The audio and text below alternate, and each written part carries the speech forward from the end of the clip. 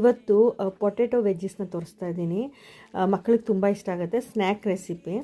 So ಚಿಪ್ಪೆ ಎಲ್ಲ ತೆಗೆದು ಈ ಥರ ಸಣ್ಣಕ್ಕೆ, ಎಷ್ಟು ಸಣ್ಣ ಆಗುತ್ತೋ ಅಷ್ಟು ಸಣ್ಣಕ್ಕೆ ನಾವು ಕಟ್ ಮಾಡ್ಕೊಬೇಕಾಗತ್ತೆ.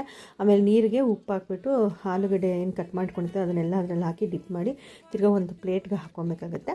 ಸೊ ಬಾಣಲಿ ಇಟ್ಟು ಎಣ್ಣೆ ಹಾಕ್ಕೊಬೇಕಾಗತ್ತೆ. ಸೊ ಎಣ್ಣೆ ಕಾಯೋವರೆಗೂ ನಾವು ವೆಯ್ಟ್ ಮಾಡಬೇಕಾಗತ್ತೆ. ಈಗ ಎಣ್ಣೆ ಕಾದಿದೆ. ಸೊ ಈಗ ಏನು ಆಲೂಗಡ್ಡೆ ಕಟ್ ಮಾಡ್ಕೊಂಡಿದ್ದೀವಲ್ಲ ಅದನ್ನೆಲ್ಲ ಹಾಕಬೇಕು. ಒಂದು 10 ಮಿನಿಟ್ಸ್ ಟೈಮ್ ಇರುತ್ತೆ. ಮೀಡಿಯಮ್ ಫ್ಲೇಮಲ್ಲೇ ಫ್ರೈ ಮಾಡ್ಕೊಬೇಕಾಗತ್ತೆ.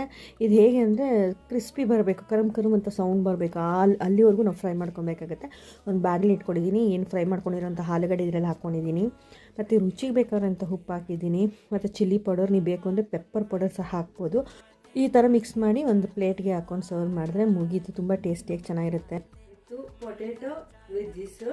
ಸೊ ಹೇಗಿದೆ ಅನ್ನೋದನ್ನು ಶೇರ್ ಮಾಡ್ತೀನಿ, ಯಾಕಂದರೆ ಇದು ನಾನು ಫಸ್ಟ್ ಟೈಮ್ ಟ್ರೈ ಮಾಡಿರೋದಕ್ಕೋಸ್ಕರ ನಾನು ಪ್ರೀತಿಯಿಂದ